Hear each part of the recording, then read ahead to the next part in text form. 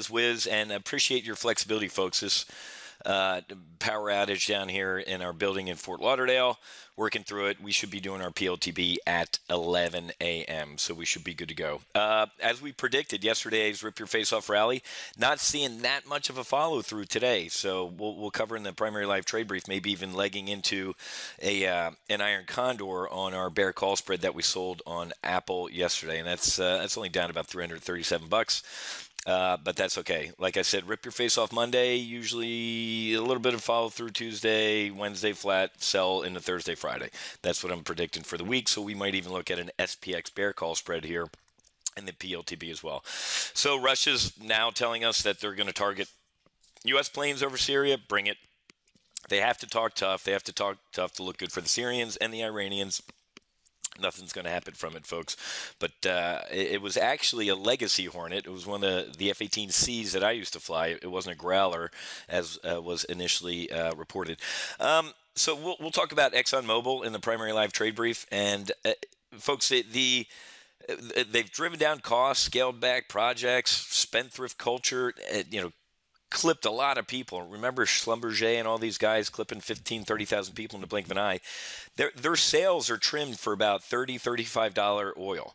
So when oil does go down, you have to stay true to our ExxonMobil trade or ConocoPhillips or any of those things. I would be long-term bullish on the big boys in the oil sector. As I said, rip your face off rally yesterday. Not seeing too much of a follow through today. Not too much on the flight schedule, folks. Actually, for my members, if you're in Options Weapons School tonight, we're going to kick off our first Options Weapons School session at 7 p.m. So you'll get a link to that before you join here. Nothing really big on the flight schedule this week. Some crude oil inventories tomorrow. Weekly unemployment claims. Fed lieutenant speaking. And then Friday, flash services and manufacturing PMI, new home sales, and another Fed lieutenant. So, after these meetings, folks, the Fed lieutenants usually run out to the closest microphone and, do the old, well, what the skipper meant to say was this. So it'll be interesting. The Fed, we talked about this last week, the story here about how the Fed really is raising rates, but they're trying to rein in markets. Fed's effort to guide markets falls short. Moves to rein in financial conditions appear to be having little impact. Meaning, when interest rates are high, stocks are supposed to die. Interest rates are low, stocks are supposed to grow, and they're not. So, we're just, this is the buy everything rally.